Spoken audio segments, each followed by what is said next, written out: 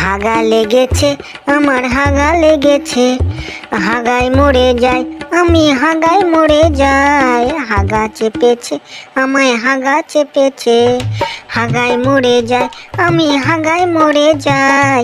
সন্দেশে হবে না, মিষ্টিতে হবে না, বন্ধ মুখের তোমায় আমায় একটু চুমা দাও।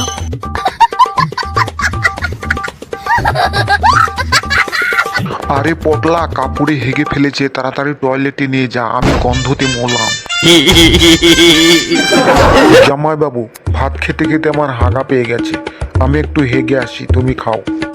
নিতাই, হাঁকতে যাচ্ছে যা, কিন্তু হেগে পায়খানায় ভালো করে জল দিবি, তোর গুগুলা ভাসে।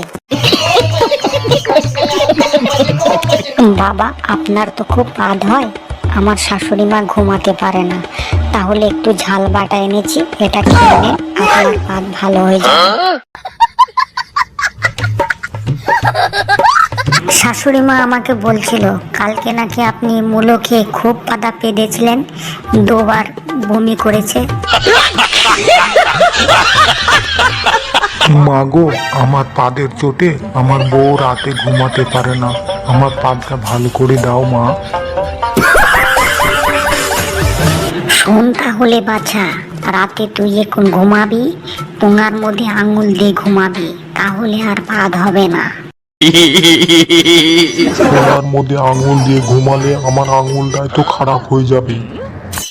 তুই যদি না পারিস তোর বউকে বলবি, তোর বউ আঙুল ঢুকিয়ে রেখে দেবে, কিছুই হবে না।